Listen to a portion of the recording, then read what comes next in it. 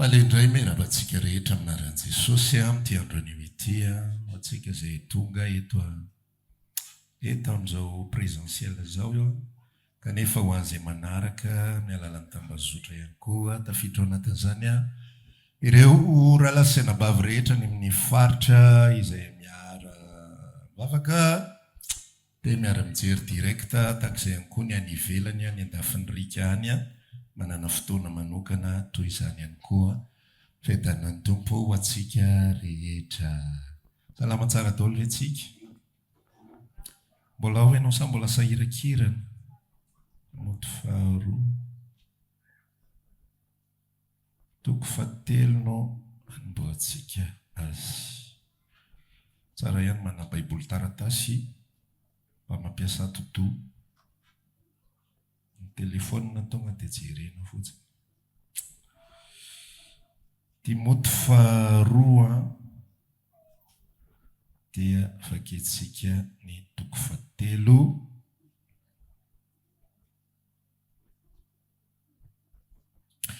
dia ny andiny fafolo.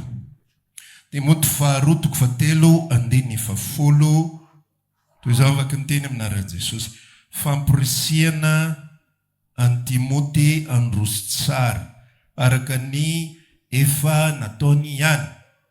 Eno tsara ny pitsopitsony rehetrarehetra amin'ny zavatra resan'i Paoly amin'ny Timoty aran'i Jesosy. Fa ianao kosa efa nanaraka tsara nao mba iarahantsika amin'ny tanisa ny fampianarako, ny fitondratenako, ny fisainako, ny finoko, ny fandeferako, ny fitiavako, ny faharetako. Toy izany, ny nanenjehana, ny fahoriana izay nanjoa tany Antiokia, tany Iconium, tany Listra, dia ny fanenjehana izay niaretako. Ary ny tompo nafaka ahy tamin'izany rehetra izany.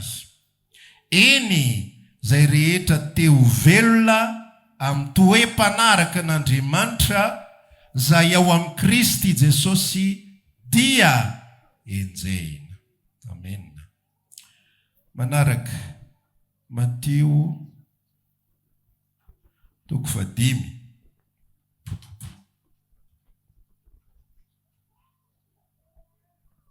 Mateo toko fadimy tena andiny fafolo.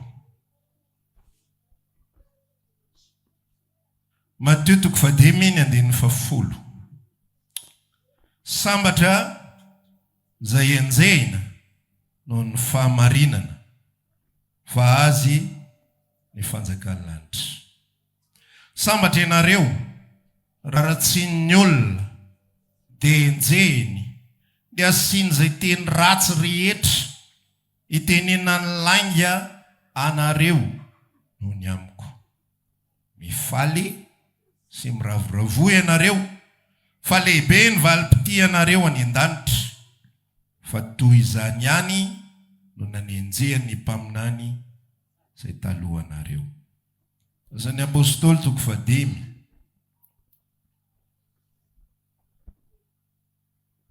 Asan'ny apôstôly toko fadimy dia ny fahaefapolo. Asan'ny apôstôly toko fadimy dia ny fahaefapolo. Dia nanaiky azy izy, nanaiky an'i Gamaliela eo, ny mpisorona zany. Ary rehefa niantso ny apôstôly izy dia nikapoka azy sady nandrara azy tsy teny amin'ny anaran'i Jesosy intsony ary dia nandefa azy andeha. Ary ireo dia niala teo anatrehany sy nihedriona sady faly satria natao mendrika hitondra fahafambaraka ho voninahitra zany anarana izany. Ary tsy nitsahatra na mpianatra sy nitory an Jesosy ho Kristy isanandro teo kianjan'ny tempoly sy tao an-trano izy. Amen. Amen.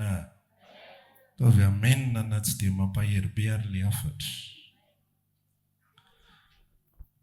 Ireo tenyreo no ifampizarantsika amin'ity androany ity dia na dia ataoko hoe somary misafidy sarangan'olona sy karazan'olona le izy dia manana anjara foana ny rehetra ao anatin'izany. Amen. Le teny izay eto amin'ny Timoty faharoa toko fahatelo no fototra iangantsika dia ny fahafolo. Ny fiarahana amin'i Jesosy raha lasenabavy dia misy vanim-potoana anankiroa foana. Misy vanim-potoana anankiroa foana, misy ny fotoana izay isitrahanao, misy ny fotoana izay hinananao, misy ny fotoana izay anararotanao. Dia frantsay profite, ndika miprofite tsy voatery ratsy foana, fa miprofite ihany koa ianao ohatra hoe ao anatin'ny tokantrano iray aman-drenao ianao dia miprofite fiarovana, miprofite sakafo gratuit, miprofite fampianarana gratuit, miprofite zavatra tsy voatery ratsy miprofite fa misy endrika ohatr'izay foana. Dia tahak'izay ihany koa ny fiarahana amin'ny Kristy dia misy vanim-potoana ianao miprofite. Zany hoe misitraka, zany hoe manararoatra, zany hoe mihinana, zany hoe mandray ambolo fotsiny ny zavatra rehetrarehetra. Manomboka amin'ny vanim-potoana ianao mahatsapa, hitoriana ny filazantsara, resy lahatra ny fanahinao, Andriamanitra mandresy lahatra anao, Andriamanitra miasa ao am-ponao, Andriamanitra mamangy anao amin'ny fitiavany, Andriamanitra matateraka n'ilay teniny ny fanahy, ny nentina napidina ny fitiavany tao am-potsika. Dia mihinana ianao, dia mahazo ianao, dia afa-po ianao, dia alaiza ianao amin'ny fanatrehany, dia tianao makany am-piangonana, tianao ny hira fiderana, tianao ny hira fiankohofana, tianao mozika amin'ny lamindamina. Mifiarahana amin'ny rahalasanabavy, profit daholo zany, fisitrahana daholo zany zavatra rehetrarehetra izany. Ny tapany voalohany amin'ny fiarahana amin'Andriamanitra, isika rehefa mitantara zanagadala alioka toko fa 5 sa 7 tsy haiko sao vafangaroko izy roa reo. Dia tsy tonga dia ndana miborositrano, ndana dioviny carreau, ndana sasao ny WC, fa misitraka ny zavatra izay nataony ny rainy, misy zavatra nikarakarain'ny rainy tao dia izy mihinana fotsiny, misy akanjo efa nomaniny rainy tao dia izy mitafy fotsiny, misy firavaka efa napiriminy dadany tao dia izy mandray fotsiny. Mino an'ilay izy dia mandray an'ilay izy. Dia boka voalohany anatin'ny fiarahana amin'Andriamanitra tsy miala amin'izao sy ny tsy manao an'izao sy ny fady risy ny fady tsisy tsy maintsy ohatr'izao zao tsy baikobaiko be ohatr'izany, fa misitraka aloha, misitraka mandray aloha. Ozy ilay lohatenitsika ndray maka zay hoe mandray izay nomeny. Zay zavatra tian'Andriamanitra voalohany. Ozy izy ny tenin'Andriamanitra milaza hoe argent sitrapon'ny raiko izay ny an-danitra voalohany indrindra. Dia ny ahazony izay rehetra mijery zanaka ka mino azy fiainana mandrakizay. Ny ahazona aloha. Raha mbola tsy nahazo ianao dia tsy misy na inona masoa sy mafaly an'Andriamanitra zay rehetra ataonao. Na hiala amin'ny ratsy fanao ianao, na tsy hijangajanga tsony ianao, na vady ray sisa ny ajanonao, fa alefanao mody ny ambiny rehetrarehetra. Na napakevitra ianao hoe za hiala amin'ny fiveloman-dratsy sa sisa, rehefa mbola tsy nandray ny asa-pamonjen'i Jesosy ianao, tsy mahasoa inona ho anao zany ary tsy mafaly an'Andriamanitra zany. Fa ny teboka voalohany ao anatin'ny fanomponan'Andriamanitra dia tsy misy afa-tsy mandray izay nomeny. Ozy izy ny tenin'Andriamanitra, zao ny asan'ny raiko dia ninonareo, zay ny ray. Tsy zavatra hafa, zay aloha ny etapo voalohany. Rehefa mino izay ny rahany olona, rehefa mino izay ny rahan'Andriamanitra ny olona, dia mandray ilay fiainana izy ao anatiny, dia velona izy. Matsiaro izy miova ny any anaty, matsiaro miova ny besoin, matsiaro misy fifaliana, matsiaro misy fahasambarana. Ohatra ny mpianatra miaraka amin'i Jesosy eny dia faly. Ny rahan'i Jesosy dia Jesosy mihitsy milimite ny zavatra rehetra izay tokony hitranga aminy. Mbola tsy tonga amin'ny fanenjehana, mbola tsy tonga amin'ny fanaratsiana, fa na misy mitady ataky ary, tsy azonareo kitihany ireo. Za ihany kitihany. Izay mitady hikitikitika azy, tsy azonareo kitihany. Tenenin'ny fariseo izy, fa manina mpianatra ao tsy manasa tanana, tsy mahazo miteny an'ireo nareo. Za ihany no miresaka amin'ireo. Fa tamin'ny vanim-potoana anankiray amin'izay tapitra ilay periodana profit fotsiny, fisitrahana fotsiny, fihinanana fotsiny. Ny asa vitan'i Jesosy sy ny asa-pamonjena nataon'ny ray. Dia lasa ry zareo nanomboka amin'izay petraka tamin'ny toerana anankiray, roapolo menada niara-ny vavaka niara-ny sitaka ohatry ny ataontsika iala eo anivo fiarahamonina dia misitaka raha tao anatin'ny trano zareo dia tsy nisy fanenjehana tao tsy nisy ninoninona ny tranga tamin'izareo ny sitaka fa rehefa nisitaka izy dia niaraka nipetraka tamin'ny toerana anankiray dia nirotsaka amin'ny fanamasina rehefa nirotsaka amin'ny fanamasina dia tsy afaka nijanona rery teo tsony izy tsy afaka nijanona nisitraka fotsiny ireriany sisa ny zazakely ao anatin'ny vanim-potoana anankiray ao anatin'ny tokantrano ray aman-dreny tsy afaka mijanona amina eta misitraka fotsiny mihinana fotsiny mandray fotsiny falifaly fotsiny ny amin'ny zavatra ataon'ny ray aman-dreny fitanany dadasineny kiraro fitanany dadasineny akanjo oentiny anina makary amin'ny zao oety zao mahazo an'ireny faliny amin'izay fa tsy afaka mijanona eo le fiainana fa misy toyany azaveko aminao amin'izay ohatra ny ahoana ny fonctionnement ny olona zanak'Andriamanitra anankiray ao anatiny ao inona ny zavatra mitoetra ao ny olombelona tsotra ny olombelona ordinaire ho isika dia ao anatiny ao dia vatana sy aina corps et âme vatana dia aina inona tsara vatana sy aina io vatana sy aina olombelona tsotra io dia zavatra tiany eo indrindra dia ny misitraka fotsiny raha sitrapony olombelona tsotra io zany dia tsisy afatsy zay mandray izy mihinana izy miandry zay ampanoana azy indray izy dia mihinana indray avy dia matoritory miala sasatra sy sisa rehetrarehetra zay ny tena tiany io vatana io ny tena tiany ny vatana sy ny aina olombelona normal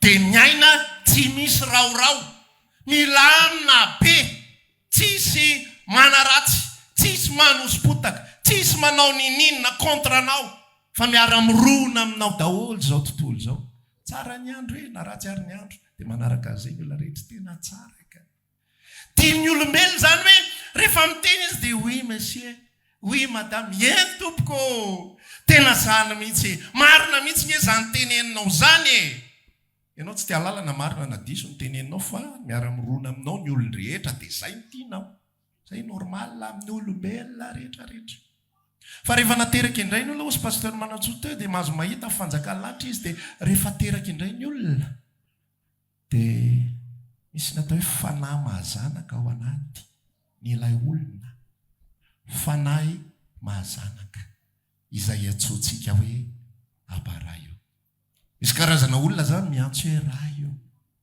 misy karazana olona miantso hoe raha inahy izy eny an-danitra fa rehefa tsy manana n'ilay fanahy mahazanaka izy dia tsinona tsy zanaka izy raha dada zao raha lehilahy zao ianao ka ray mpianakaviana dia misy olona eny an-dalana eny mety amiteny ahoana dada amin'tika ve zany fa zanakao izy dia ahoana lesy papa zanakao ve nydikany tsia satria maninona tsy misy an'ilay gène anao tsy misy an'ilay rahanao tsy misy an'ilay momba anao ao anatiny fa ilay olona izay misy ny momba anao ao anatiny dia ino ny zanakao rehefa ateraka indraytsika dia misy momba an'Andriamanitra ao anatintsika ary tia ny vaovao ratsy ho anao vaovao tsara daholo aloha le misitraka rehetrarehetra fa misy vaovao ratsy ny vaovao ratsy dia zao le mahan'Andriamanitra n'Andriamanitra ao anatinao io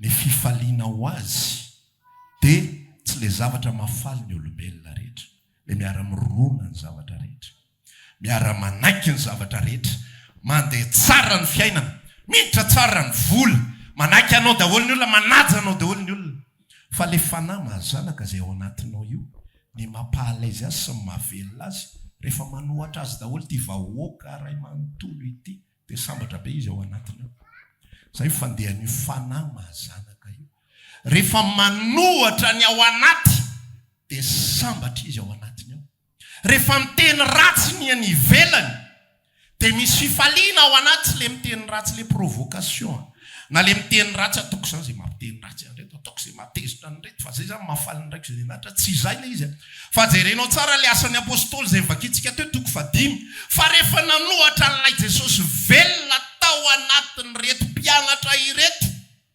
ny sinedraony sy ny mpanapaka ny Israely tamin'izany fotoana zany dia zao nambara ny tenin'Andriamanitra hoe dia faly izy ireo. Dia inony? Faly izy ireo satria natao mendrika ny azo fanaratsiana, natao mendrika ny azo fanenjehana, natao mendrika ho amin'ny zavatra rehetrarehetra izay tenenina. Tenen'i Jesosy tao amin'ny Mateo 5 mivaketsika teo 10 raha tsy diso aho. Sambatra ianareo raha tenenan'ny olona ratsy ataony an'izao rehetrarehetra zao noho ny amin'ny anarako. Lazaiko anareo fanjakany lanitra. Sambatra ianareo izy mifaly fa lehibe ny valim-potia anareo. Le fanahy mahazanak'Andriamanitra izay omen'Andriamanitra anao ahafahanao miprofite, ahafahanao misitraka an'ilay fitiavana, an'ilay fiadanana, an'ilay fahamarinana, an'ilay fahatsara-panavoazadrehetra, an'ilay fahalemem-panahy, an'ilay tsy sisa rehetra. Galatiana 5:22. Dia tsy tapitra fotsiny, tsy afa-miaina izy ao anatinao, ao anatina environnement milamina be. Ina le environnement milamina be? Le environnement an'ny apôstôly, le miaraka be fotsiny izy rehetrarehetra. Tsika dia fa en cours lodinina ozy izy ny teny anglisy, lodinina. Memiainga firaisana, memiainga fifankatiavana, memiainga ny fifandraisana sy ny fifanampiana. Fa fanahy ao anatinao tsy ampy azy izay. Tsy ampy azy izay. Fa ny ampy azy dia tsy maintsy izy mitoriny filazantsara, ary tsy maintsy izy mampitikizo ny tenany. Izay teneniko foana hoe raha mitady ianao, raha olona tsy mitady problema ianao fa mitady fiainana milamina sy tsara be, tena diso lalana ianao maketo.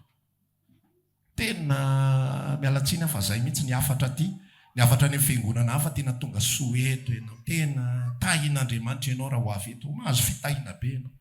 Fa ny afatra eto indray dia contraire an'izay. Raha mitady olona milamina fiainana ianao, raha te hitsotsotra ianao, raha te hiadana ianao, raha te hilamina be tsisy manelingelina fiainanao, dia aty ianao mandeha diso lalana ianao.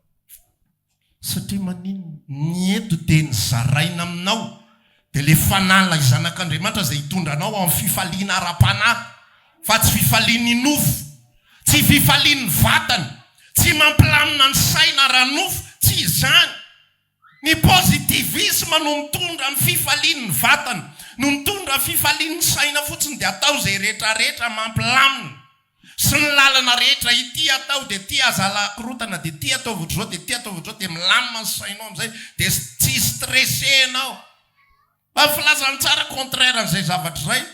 Filazany tsara tsy mety amin'ny mihitsy mipetrapetraka. Izy fotoana Jesosy vao eo izy isaky tora-bato azy ny olona, andao indray tsika hiverinana ozy izy. Ozy ny mpianatra hoe oro-tompo a. Vao eo va ny olona ny tora-bato anao, dia hoy ianao hoe andao andeha hiverinany. Fa zay mihitsy ilay fanahy Jesosy, izay fanahy ao anatinao ihany koa raha niraisinao marina izy. Zany ny atao hoe tsy nomena fanahosa isika, fa manino ianao tsy nomena fanahosa afahanao milamindamina ve? Atao inona fedina? Atao inona fedina? Raha tsy ady akory, ohatranao feno fedina. Nefa ianao tsy vonina iady, fa vonina ny hitsoaka. Raha voaraikitra ny alerta dia hitsoaka. Raha voaraikitra ny alerta tonga dia ady efa vita daholo ny plan rehetrarehetra. Nefa ohatrano feno fiadiana. Misy sabatra ao, misy nonon-tsakoa ao, misy marteau ao, misy basy ao, sy ny sisa rehetra. Fa ianao tsy vonina andray azy, ianao tsy vonin-kiady, ianao tsy vonina anao ninina. Zava-poana zany. Andriamanitra manome antsika ilay fanahy ao anatintsika. Dia fanahy ozy izy ny fomba fiteny hoe ny tenin'Andriamanitra ary dia sabatra roa lela. Ny atao hoe sabatra roa lela, dia amin'ny ilana izy mamono, dia amin'ny ilana izy mamelona. Mamelona izy amin'ny anankiray, dia mamono izy amin'ny anankiray. Ny fiarahana amin'Andriamanitra sabatra roa lela ohatran'izay. Ny anankiray mamelona fanahinao izy, fa mba havelona fanahinao dia tsy maintsy maty ianao. tsy maintsy mahita faisana ianao zay io voavelona. Tsy alaise zany io, tsy alaise io, tsy alaise io raha vao anytaniadana foana ny tediavinao. Raha vao misy problema zao enao te Jesosy, fa maninona ny ray amandalo azy, fa maninona ny olona manenjika ahy, fa maninona ny olona mampahory ahy, fa maninona ary any ohatran'izao ny fiainako, fa maninona ny tsy mba ohatran'ity, tsy mba ohatran'ny roa. Olona tsy vonona hiady zany. Ary ny tempoka voalohany tokony jerena ao anatin'ilay izy dia zao, nandray ale fanahy mahazanak'Andriamanitra ve? Fa ny fanahy mahazanak'Andriamanitra dia mitondra anao foana ny amin'izay tsy tianao. Ary ny fanahy mahazanak'Andriamanitra dia mitondra anao foana ny amin'ny sitrapon'ny dadany. Zany io ao anaty io. Zany io dia raha vao tsy manaraka an'izay fironan'izay ianao dia tsy masiaro sambatra. Miditra ny vola fa tsy mahasambatra anao. Mety ny fiainanao fa tsy mahasambatra anao io. Taloha ianao tsotsotra be fiainanao, fa henonao io ohatran'ny sambatra zany. Fa afaka taona vitsivitsy nanom-pony ianao, me misosa ny fiainana. Mety tsy dia miady tsony nareo mivady. Mefa tsy dia manatabava loatra tsony ny ankizy. Ny vola efa tsy dia manahirana loatra itsony. Ohatra izay ilaina tsy dia mifampitady be loatra itsony fa tonga dia maka dia raha mbola misy any eo. Taloha miketrika foana tena ahoana ny anaovana zao, dia ahoana ndray rety, dia ahoana ndray. Misosa ny fiainana. Fa gaga ianao hoe ohatran'ny tsy alaise ny any anaty. Ohatran'ny tsy ampy azy zany. Ohatran'ny tsy zany mitondra fifaliana. Satria ilay fanahy mahazanaka tsy alaise ao anatin'izany. Tsy zany mahasambatra azy. Hozy izy Paoly tsara tao amin'ilay Timoty faharoa toko fahatelo ny vakiantsika teo. Ary ao tsara ozy izy reto zavatra reto. Jereo tsara ny fiainako, jereo ny finoko, jereo ny fitondrantenako, jereo ny momba rehetra, dia jereo ny fiaretako ozy izy. Jereo ny fiaretako, jereo ny faharetako, jereo ny zavatra rehetra izay mitranga fa saika nahita loza foana, fa ny anatin'ilay saika nahita loza. Any misy ny fifaliana. Grave zany. Ny fifaliana tsy aty ambonin'ny tany milamina be. Ny fifaliana tsy aty amin'ny fiainana tsisy problema. Ny fifalian'ny zanak'Andriamanitra nateraka indray. Tsy any amin'ilay vola miditra amin'ny rarakopany. Fa ny amin'ilay ozy izy ny ambaran'ny apôstôly Paoly izay teo velona amin'ny toem-pana araka an'Andriamanitra izay ao amin'ny Kristy Jesosy. Dia enjena. Faly le fanahy ao anaty. Ny vatana tena tsy alaise. Vatana tena tsy alaise na ny amma ihany koa ary le maha olombelona rehetra zany satria misy composant anankiroa, misy taro anankiroa ao anatinao. Misy ny maha olombelona anao dia misy ny mahazanak'Andriamanitra anao. Zay ianao rehefa tena nateraka indray marina. Rehefa tsy nateraka indray ny olona dia ilay maha olombelona fotsiny ihany. Iny faly, iny mety tezitra, iny malahelo, iny manana ny toetra ny rehetra rehetra. Fa le toetra ny zanak'Andriamanitra tia tsy anana. Ozy ako hoe rehefa ao anatin'ny fiainana io, rehefa tonga ny fanenjehana, rehefa tonga ny ady sarotra noho ny amin'ny Jesosy, fa tsy noho ny amin'ny fiainana. Tsy avakeko teo fa misy anankiray koa amin'ny Petera, aoka tsisy olona izy taraina satria enjehan'ny olona izy. Satria nangalatra. Satria soloky. Misy olona zany manao ohatran'izany. Jesosy enjehan'ny olona ny atompo. Jesosy eo ampahorian'ny olona ny ahy. Ozy ny tompo mamaly ny ataonao ihany ny antony ampahorian'ny olona. Tsy taoko izay hidirako amin'ny aferanao. Ianao no mangalatra zavatr'olona. Ianao no mampiresaka olona. Ianao no manodikodina saina. Ianao lazainao fa zao dia aty amiko ianao no mitaraina hoe ataon'ny olona zao. Sitrapony ianao. Ny taraina anaty amiko dia mifanenjehana noho ny amin'ny filazantsara. Ny taraina anaty amiko dia ny fanenjehana satria mijoro ho zanak'Andriamanitra ianao amin'ny fitondrantena tsara amin'ny Kristy Jesosy. Amenna.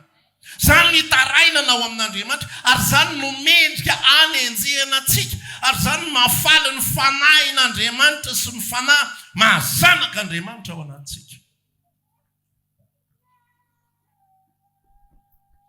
Zany ny fiainana miaraka amin'ny Kristy. Raha tianao isy équilibre, raha tianao isy fifaliana ao anatin'ny fiainanao, raha ianao hoe tsy ampy intsony, ilay mihira endreny hamaroan'ny soa. ohatrany efa indimapolo nataoko le izy nomboka teo fadimy amby roapolo efa tsy dia nahazo tsirony loatra tsony ohatrany terena zany ohatrany forsena ny fiarahana amin'Andriamanitra ohatrany forsena le faly le mpitarika koa moa milaza hoe lazony eo akaikinao hoe faly rahavavy dia sarotra be nyteny amin'ny rahavavy hoe faly ohatrany hoe tsy marina eo anatrehany tompo ihany koa raha ilaza hoe tsy tena faly tsony anie za io fa ny réalité des choses ny fahamarinana ao anaty efa tsy tena mirehatra intsony satria tsy ampy intsony ilay mipetraka fotsiny ao amin'ny rihana ambony miaraka amin'ny roapolo amby zato fa rehefa nahazo hery rehefa nahazo an'ilay fanan'Andriamanitra dia lasa amin'izay mitondra ny tena ho exposena eo anatrehany zao tontolo izao ny zanak'Andriamanitra raha lasa nabavy natao hitondra ny anaran'i Jesosy eo imason'ny olona natao hijoro vavolombelona ny anaran'i Jesosy eo imason'ny hafa ary natao ho afa-baraka ho voninahitra izany anarana izany taoko mazava aminao izay resaka izay fa raha priminao foana i Jesosy io tsy isy hanala baraka anao zany tsy ho aheliky ny fianakaviany zany ianao rehefa mijoro ianao fa Jesosy ny velona tao anatiko rehefa mijoro ianao fa ny fifaliana tao anatiko dia Jesosy Kristy dia ho avy amin'izay ny olona tonga tsy hampafiry izay mivavaka rehefa miteny an'izay izy dia no tsara ny any anatinao any fa misy fifaliana hafa amin'izay tsy hampozina le nofo tena maharary say ariny ianao ry Jesosy say ariny ianao fa izay ny olona fa tsy hampafiry izay mivavaka maharary ty fa rehefa maharary ty dia velona ny ataony ilany mahagaga andramo zany raha mbola tsy nanandrana ianao ramo kely teneny Jesosy dia anandrana raha tsy maheno za tsy anao tsony mboka salama nge tena misy azany mihitsy andramoka izao fa tsara Jehova le tsara Jehova ndana manompo azy fa mahazo fitahina ianao fa ny tsara Jehova ato ny fanekena vaovao zy histoire hafa mihitsy ny tsara Jehova ato ndana mampitikizo ny tenanao nao milamina tsara fiainanao fa ndana mampitikizo ny tenanao milamina tsara nareo amin'ny efitra ambony ahafahan'ny rotsaka fanamasina dia nisy lela mitarehina afo teo ambony lohan'izy rehetrarehetra rehefa nisy lela mitarehina afo teo ambony lohan'izy rehetrarehetra dia lasa izy nidina dia nanomboka ny teny tamin'ny fiteny samihafa tsy fantatra tena zany mihitsy le izy maninona ary le lela mitarehina afo raha mba tsara lela mitarehina afo fotsiny tsara tarehy teo ambony loha dia mba any samy afaka dia alleloia misaotra Jesosy andanan'izay mody fa le lela mitarehina afo tsy maintsy mirediredy zavatra tsy fantatra teo ambavan'izy rehetrarehetra natonga an'izy rehetrarehetra ho expose teo anatrehany vahoaka natonga an'izy rehetra nanomboka ny fitenenan-dratsy gaga ny olona hoe fahoany zao zavatra mahagaga izao nivoaka ny hafateniteny leo ny divay mamy ireo nanomboka nitsanga Petera amin'izay fa tsy afaka mipetraka ilay fanatao anatiny tsy arirala tsy leo ny divay mamy araka ny filazanareo izay fa voaora voalohany ihany izao amin'ny 7 maraina izao ary tsy eto Madagasikara tsika fa any Israely raha Madagasikara no misy dia marina ny lazainao fa tsy ankividy lera any fa mamy foana any na firy maraina na firy ariva fa eto Israely tsika tsy fotoana fisotroana divay izao rirala dia nijoro amin'izay izy tsy izany fa zao ny tonga avy amin'ny teniny Joela mpaminany amin'ny andro faran'i Jehova no andro tsako fanako amin'ny nofo rehetrarehetra ny lehilahy nareo lantitra reo ny vaviantitra reo sy sisa rehetrarehetra hiteny aminany anofy sy sisa rehetrarehetra efa tonga ao anatin'ny fonao ny fanany masina dia tsy maintsy miteny io zay ny atao hoe fanavelona ny ao anatinao tsy maintsy miteny io tsy maintsy misokatra io ary raha vao tsy miteny ny olona dia tsy mivelatra izy tahirizin'ny olona ao anatiny fotsiny lay afo mavaivay ao anatiny dia tsy fa ny herin'Andriamanitra dia tsy alaiza izy izy matazona vaina afo eo atratrany ka tsoma io izy ny tenin'Andriamanitra tsy misy sy voafo eto fa tsy maintsy mibabababy ianao miantso mama miantso dada miantso Jesosy fa matony ny olona tsy miantso n'izany izy dia maty izy zay. Na maty nasianao vaina fo ary eo atratrany. Dia eo mirehatra eo ny tratrany sy volo tratrany. Fa tsy taitra tsony izy satria efa maty. Dia tahak'izay ihany koa. Zasy ianao rehefa velona ao amin'ny Kristy. Dia raha mbola te hitohy io velona isika. Averiko eto. Rehefa velona ao amin'ny Kristy isika. Ka raha mbola te hitohy io velona. Dia tsy maintsy fahavolom-belon'i Kristy. Tsy maintsy manambara. Tsy maintsy milaza. Hidiran-doza isika. Noho ny amin'ny filazana an' Jesosy. Noho ny amin'ny fijoronany amin'i Jesosy. Hoaratsian'ny olona isika. Ary hita karazana zavatra maro isan-karazany. Fa ao anatin'izay fanaratsiana izay.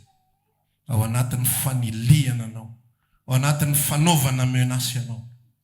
Hoeninao ny fifalian'ny fanahinao. Hoeninao hoe izaho rery sisa. Fa henoko faliny any anatiko any. Fa raha mijanona fotsiny ianao amin'ny etahanao. Miaraka aminao daholo ny olona rehetra. Fa ny ao anatinao tsy faly. Ny ao anatinao tsy alaizy. Ny ao anatinao ohatra mahazatra be, ordinaire be izany fiainako izany. Ohatra tsy miaina izany intsony ny fiainako. Ohatra mandeha ho azy fotsiny. Tsy haiko za fa manao rakitra be dia be. Fa manao rakitra be dia be. Aloha rakitra ataoko arivo, roa arivo, fa zao tena tsy latsaka ny roa alina. Ohatra mbola tsy faly. Za ohatra ny manao asa fanompoana. Za ohatra ny ataoko daholo tia fa henoko misy tsy fahampiana fifaliana ny anatiko. Satria ilay fanahy ao anatinao tsy alaizy. Raha olombelona ordinaire ianao alaizy tsara. Raha olombelona ordinaire ianao mety tsara fiainanao io. Fa raha zanak'Andriamanitra ianao mila mijoro ianao vavolombelon'i Kristy tompontsika. Mila manolotra ny tenanao ianao hitady loza sy hitady problema. Zay itsika izay. Zay tsika zay. Zay zay aloha fa ianao tsy fantatra hoe zay zay. Afaka manana fiainana milamina tsara. Afaka mipetrapetraka tsara. Fa le fanao anatiko tsy mety. Le fanao anatiko mila milaza momba an' Jesosy. Afaka maka repos, afaka maka pause, afaka manao vacances, afaka manao zavatra maro isan-karazany. Raha karazana fitoriana filazantsara tsisy efa tsy natona inisy fotoana mandeha any Moramanga. Tamin'izany fotoana izany isan-kerinandro mandeha. Dia ilay fanao anaty tsy manaiky hipetrapetraka izany. Fa na mandeha ny taxi borosy io ary. Dia lozan'izay eo akaiky ny paster tovy fa tsy maintsy mandre momba an' Jesosy. Io olona eo. Azoko ianao mandritry ny adiny roa. Fa tsy maintsy maheno mikasika an' Jesosy ianao eto akaikiko eto. Dia manomboka miresaka. Za olona tsy tia miresaka fa raha izay tsy tia miresaka. Fa ilay fanao anatiko tsy alaizy raha tsy mahita lalana kely. Dia mitady amin'izay ao anatin'ny resadresaka rehetrarehetra ao. Hoe aizany ahafahako mamoaka an'izany energia ao anatiko ao zany. Itenenako aminao ny momba an' Jesosy. Na izy ianao na izy. Afaly ianao natezitra. Na angarianao analazainao miseho azo mpivavaka na lasainao seho azo masina na lazainao toy ny mpivavaka tony azy. Zay impressionao mombako tsy manino zany. Fa tsy maintsy maheno an' Jesosy ianao androany aloha. Zay zavatra izay no mampahalaizina ny anatiko. Henoko velona avy. Le vokatra tsy maninona. Ianao za mendrandra vokatra izany foana menina. Tena milaza anao. Raha misy olona tsy nahita vokatra dia izahay mivady.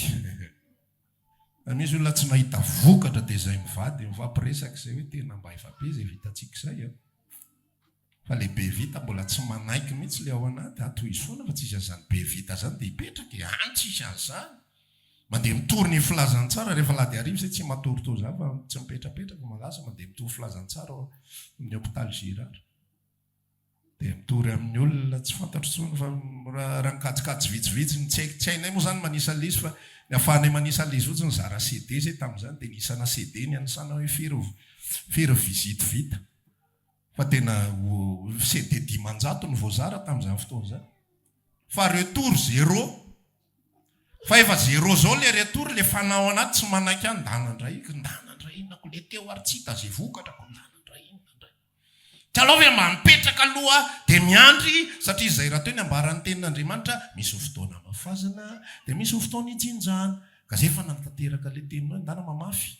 Dia mamiandry zay ny asanao mijinja indray tsisy an'izany. lalana indray mamafy. Andeha mafy ho azy indray zany mba voatra indray mandeha. Dia misy fotoana kely izy mandeha tongotra. Dia ilay mandeha tongotra tsy 500 metatra fa 7 kilometatra aller retour. 7 kilometatra mandeha tongotra. Tonga ny ilay ambavoatra, ilay olona ohatr'izao mihaino maraza. Zay mihitsy ilay izy. Zay. Dia ianao samy ianao ihany mahery eo mpitoerana eo, dia manina zany ianao ny andeha 7 kilometatra, miampy 3 kilometatra mandeha tomobile, lasantsy, sakafo, nefa ianao samy ianao ihany ny fampihenao, ianao sy ny ekipanao ihany ny fampahery eo. Fa ilay fanahy ao anatinao zay mampalaizy azy. Zay mahasambatra azy. Mila midikizo kely izy, mila afa-baraka kely izy, mila tsisy miaino izy. Zany ny ilainy, mahagaga nge io e. Tena mahavariny io rehefa tsisy miaino iny mety aminy tsara mihitsy. Tory filazantsara ianao tsisy olona eo, faly mihitsy izy ao anaty. Toy izy indray amin'ny heriny izy roviana indray manaraka. Mety aminy zany. Le nofinao alaizy mahita olona be dia be. Fa le fanahinao alaizy rehefa afa-baraka iny. Rehefa jejereny olona tsisy kila mihitsy rehetra zany. Fa alaizy be izy ao anaty. Mety aminy. Andriamanitra ihany koa mamindra fo anatin'izany dia équilibré. Nareo nge ohatra zao, nareo nge efa mampolo taona ny andrasana anareo. Tena marina, efa avy namafy tany antanio paster Manatsova, io tsy miteny, body tsy miteny izy fa mihodina koa ny anatin'ny sainy any isaky ny mandeha hoe tena fa ahoana ihany ty tompo. Fa efa mampolo taona ny andrasana anareo, tena ohatran'ny effort farany sy hoe ataoko farany ty a. Fa rehefa tsy voaka ianao dia tena eto avo hipetraka, ozy le atao anaty ilany. Fa ny ato nga manaiky petraka ianao fefakady ao fampijanganiko indray ianao aveko. Ka anao misy mipetrapetraka izany miaraka. Raha teo velona mitream-panaraka n'Andriamanitra izay amin'ny Kristy Jesosy dia enjehana. Aza matahotra ny exposé ny tenanao. Aza matahotra n'izay mahafaty ny aina, izay mahay manaisitra ny aina nefa rehefa vita zany dia tsisy ninina azo ny atao. Zany ny fandresen-dahatra io Jesosy io. Rehefa misy olona miresaka aminy, rehefa miresaka amin'ny mpianatra izy, aza matahotra olona afaka mamono anao zany ianao. Aza matahotra olona afaka menase anao zany ianao. Aza matahotra ny vavolombeloko zany ianao. Aza matahotra ny miteny hoe fa maninona ianao mandeha amin'ny fahamarinana. Fa tsy rehefa manao fahamarinana dia efa mba etape ray aloha zay dia rehefa maninona ina moa ny antony tsy andeha anaraka fahamarinana. Rehetratsika zany fomba fitentsika. Ka tsy azoko nge hoe hitondra ho aiza le manamboly. Ka zany filazantsara avako malala. Le filazantsara dia misy anarana Jesosy ao anatiny. Ampy ahy Jesosy. Jesosy no anjara soa. Za hitanao io manan-karena. Za hitanao io misy Jesosy velona atao anatiko ianao manana vola be. Za manana mihoatra lavitra noena. Zavatra tsy voavida volana. Romotra ny olona rehefa teneninao an'izany. Za tena conseilleko mihitsy hoe teneno zany. Teneno zany. Tsy voavida volanao fifaliana taona. Jesosy velona ny ato. Manambola be ianao. 100 millions isam-bolana. Ny anaty tsy ampidisy akory. Indray mbola sahirana. Indray mbola ampanatsoany any am-pianarana any amin'ny écolage ankizy. Indray mbola miditra problema. Indray misy tsy fampino. Indray misy tsy mety ny tokantranonay. Indray koa veritsika fa rehefa milamina be daholo zavatra rehetra zay avo. Raha mbola misy anakianan'ny olona dia lalao manginaka. Raha soulever-ny olona io afery. Kefa hoe natao afa-baraka isika. Natao menatra, natao sorapotaka sarary misy an'izay zavatra. Tokantranonay nge tsy parfait foany. Tsy parfait foany io. Ny zanaka nge tsy parfait. Misy olona manakambara momba an'ireo any ambadika any. Fa tsy ahita hipetraka mihitsy ianao no ny amin'izany atao zany. Na isy anao commentaire ary hoe zanak'elahy ohatr'izao. Mbola ho hitanao indray amin'ny heriny. Ary tsy hanazava akory aho fa maninona ny ohatr'izany. Fa mendriky ny hitondra fahafambaraka voninahitra ny anaran'izany ny fantatro. Tsy hiandry milamina ny fiainako. Ray ho vavolombelona Jesosy ataony dia volo misy raharaha foanao. Misy tsy metimety foanao. Misy manakambara foanao. Fa zasy ianao natao hijoro vavolombelona, amboarina izay tokony amboarina. fa tsy reny ny atao excuse. Amen. Ahitsy zay tokony ahitsy. Efa misy toetra ratsy eny anatinao dia amboarina. Fa tsy aroarovana amin'i Jesosy koa reny akory. Za tsy araka aminao amin'izay. Fa raha misy olona miteny an'izany dia tena teneniko mihitsy ny ianao hoe manao ahoana aloha fandehan'izao e. Ahoana fahamarinana izao? Fa tsy hoe mafana fo be aty am-piangonana dia milamina ny zavatra rehetra. Izy mafana fo be, aza kitikitianareo izy fa olona tena ohatran'izao dia tena ohatran'izao. Tsy amboarina ny any ambadiky ny kolisy. Fa ny artista tsy maintsy mijoro. Dia tsy maintsy manambara ny kasika n'ilay nyantso azy. Hiala famazinana, hiditra fahazavany mahagaga. Satria rehefa manambara an'izay izy dia sambatra ny ao anatiny. Faly ny ao anatiny. Rehefa enjehana izy noho ny amin'ny fahamarinana. Asiko tsindrim-peo tsara mihitsy noho ny amin'ny fahamarinana. Asiko tsindrim-peo tsara mihitsy noho ny amin'ny Jesosy. Izany mahasambatra azy. Izay ny ahalalana fa olona Kristy ianao. Izay ny ahalalana fa zanak'Andriamanitra ianao. Fa hozy izy Jesosy rehefa miresaka hoe rano mafaly ny olona ny mafaly anareo. Inona moa ny ataonareo mihoatra noho ny sasany? Raha izay mafaly ny olona ihany ozy izy mafaly anareo. Raha izay miarahaba ny nareo ihany no arabainareo. Raha izay manisy soa anareo ihany asianareo soa. Inona moa ny ataonareo mihoatra noho ny hafa? Mona dia ny olona zao tontolo zao koa tsy manao ohatran'izany. Rehefa arabaina dia miarahaba ihany koa. Rehefa manao izay mafaly dia manao izay mafaly ihany koa. Fa za zanak'Andriamanitra manao mihoatra. Ary mila tapa-kevitra. Izay no mahasambatra io. Aza manontany tsony hoe ahoana ny ampahatonga ilay fiainam-panantena ao tsara. Io Paoly efa manambara azy. Timoty faharoa toko 7:10 ka hatramin'ny 12. Izay te ho velona amin'ny toe-panaraka an'Andriamanitra izay amin'ny Kristy Jesosy. Expose ny tenany. Mafoy ny laza mamboninahitra. Manaiky mehezan'ny olona. Manaiky alhambaraka. Manaiky ho fatitra izao tontolo izao. Manaiky lazain'ny olona izao lainga rehetrarehetra izao. Deformen'ny olona ny verité. Satria hoainina be izy. Raha nenjika anao araka ny zavatra izay tsy tokony hanenjehana anao, dia tsy maintsy deformena ny verité. Ianao mahalala tsara hoe tsy izay ny fahamarinana. Tsy tena izay ilay izy. Tsy tena izay ilay izy. Reny mba miseho azy ho mpivavaka. Seho azy ho Jesosy. Nefa ohatran'izao, rehefa fantatra hoe tsy izay ny fahamarinana, tsika fotsiny ianao. Tsy ohatra Jesosy. Izay ilay tenenin'ny teninao. Mifaly ozy ianao. Fa lehibe ny valim-potia anareo. Ary valim-potia lehibe indrindra dia ilay fanahy izay miteny ao anatintsika. Ilay fanahin'Andriamanitra izay faly ao anatintsika. Ilay fanahin'Andriamanitra izay milaza ao anatintsika hoe tsara izany ry mpanompo tsara sady mahatoky. Natao hoe mpanompo mahatoky fidèle. Natao hoe fidèle mitovy tanteraka araka izay nanirana azy. Rehefa miteny ny tompony hoe mandehana ny karobato dia any izy mandeha. Mandehana ny be fotaka dia any izy mandeha. Mandehana ary dia any izy mandeha. Ny atao hoe mpanompo tsy fidèle. Ny be fotaka izy ny rano, ny be fandrina izy mandeha. Ty metimety amiko izy. Be fotaka izany manahirana zany. Na ny anarany ary dia efa manahirana. Lalana makamy manahirana. Ny fiainana any manahirana. Tsisy ninina azo atao any.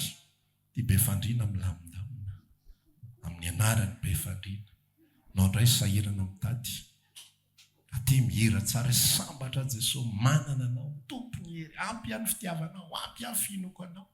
Raketiko ao polalandava fa riariako ianao. Fa zany Jesosy riari zany inge raha lasana bavy ao anatin'ny fahoriana no heninao. Any ianao no mijoro vavolombelona. Any ny fijoroana vavolombelona ny fanamasina. Fa tsy ao anatin'ny afera mandeha tsara. Ny afera mandeha tsara eto anao mijoro vavolombelona. Raha lasana bavy voninahitry Jesosy no ilazako aminareo eto fa izahay dia nanao an'izao dia nampahomby azy ny Jesosy dia nahomby izay dia resina daholo ny adversera dia nitosy anay no accepté dia ohatra zao.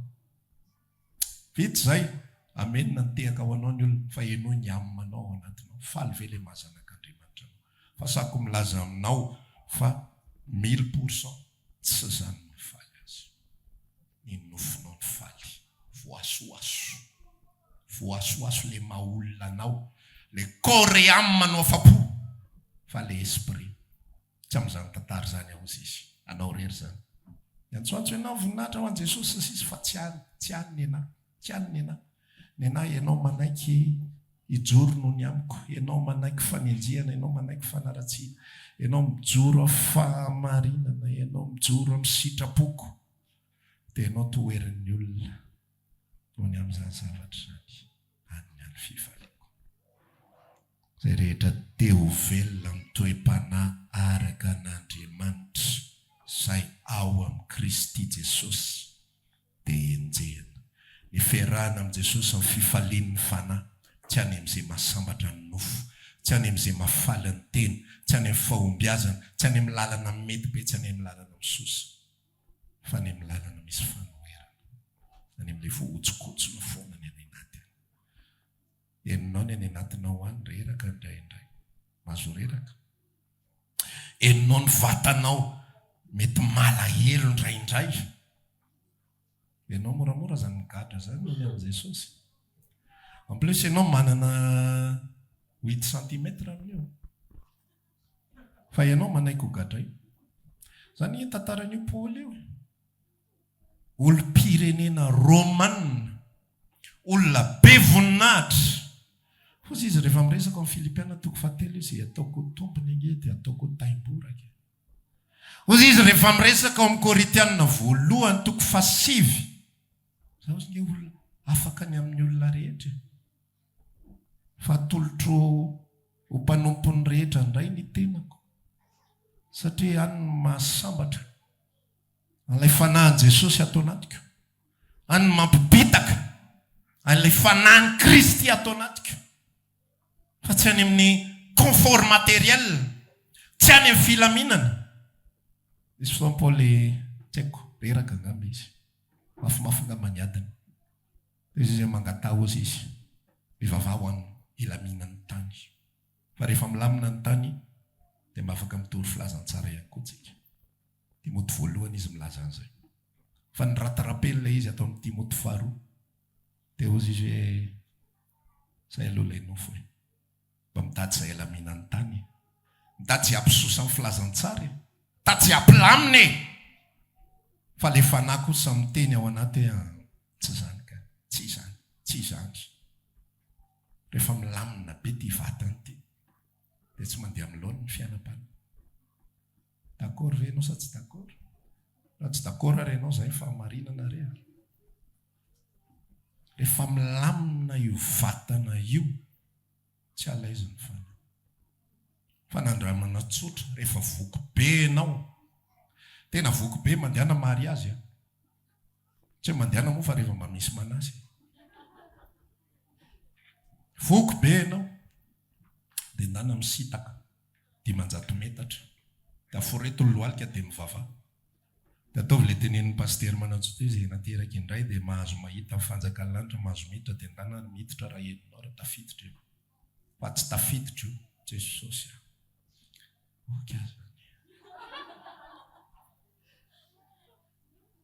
Tena tsara le anina tena. Na mivavaka ary ianao dia le crevette sy le fromage sy na le tsopotsopon'ny malagasy reny. Gasy tsy mitsipona salady zany eny amin'ny mariazy, tsy mitsipona voatabia zany. Le brocoli reny ny farany indrindra, raha misy vazaha dia ny azy reny ny enjehany, fa raha malagasy tsy hinana ny maitsomaitso be iny zany. Avy ninana n'ireo zavatra tsara, avy ny profity, avy ny faly dia mandeha. Nangeny tenenan'i Paoly hoe aoka tsy mamy divay ianareo, fa amin'izany dia misy fanarana-po. Ny olona tsy misotro divay raha tsy efa oke tsara ny teo alohany aloha, izay ny teneniko hoe tsy ohatran'ny malagasy io, ny gasy tonga dia tsoron'ny tsy vety, tonga dia alefaso dombera na lohatrondro ary ny eo laniny io, ena baolina vitsivitsy laniny io. Fa ny vazaha tsy ohatran'izany, ny vazaha rehefa mahafa-po tsara mihitsy ny sakafo, mihinana viande rouge izy dia mihinana zavatra majinijinika izy dia tsisy vary zany ny azy eo, tsy mahavelona azy reny, fa légume ny azy no haniny, dia viande rouge mbola saignant tsara, avy mihinana an'iny izy dia mampidina divay amin'izay.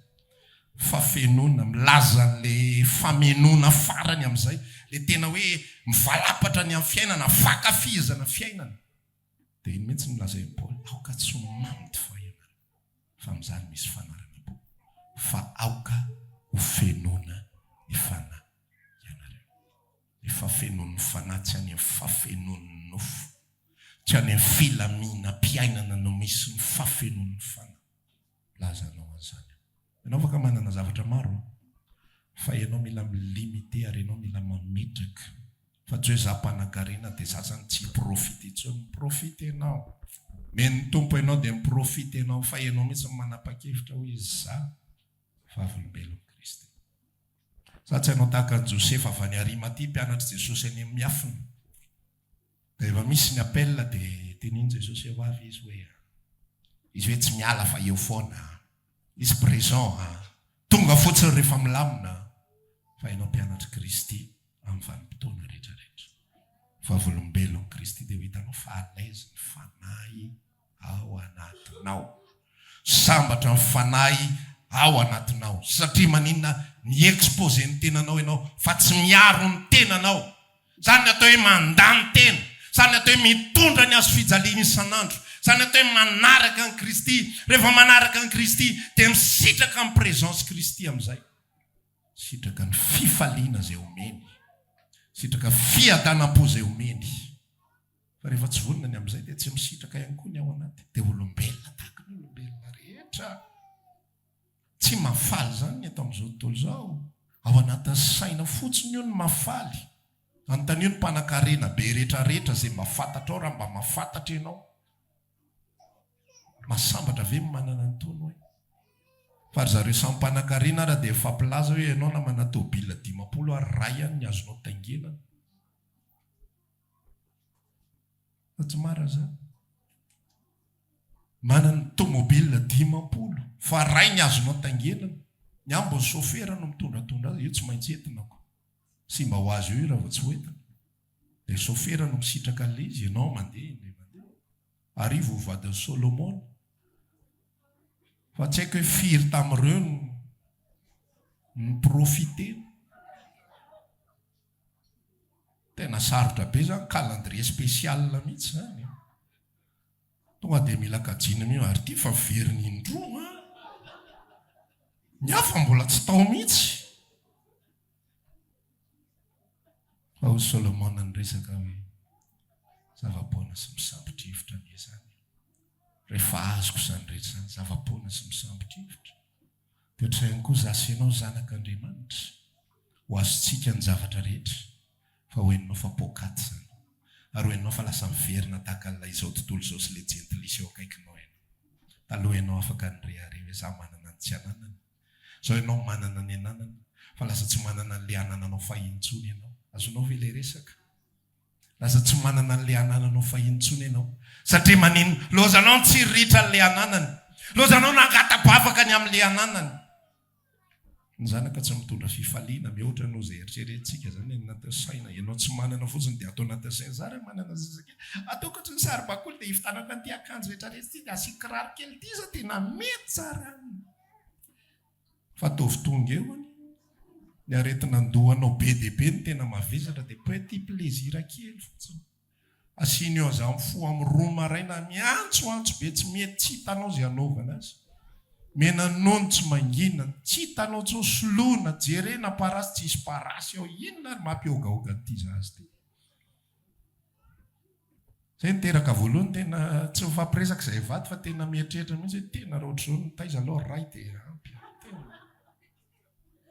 tena aloha tsy asiana fanampiny zao fa ty dia ampy ao anatin'ny 3 volana izy tena mampaniry volo fotsy 30 izy 3 volana monja taonao ahoana ny fiaina ao anatin'izany nefa ilay tsy mananjanaka dia ny imagination dia tsisy afa-tsy le karakara poupée kely dia oentiko milomany ty dia ampanaoviko maillot dia jereny olona dia dokadoka daholo ny olona dia ay tsara tare kosa ny ankizina re hita ie ohatr'izao fikarakarana ihany io imagination zany dia tahak'izay ihany koa zasenao tahak'izay ihany koa ny ao anatintsika velona ohatry ny olombelona rehetra fa raha tianao no velona mitoe-panaraka n'Andriamanitra tianao tena tsapa fahavelomana mazotoa manolotra ny momba ny tenanao.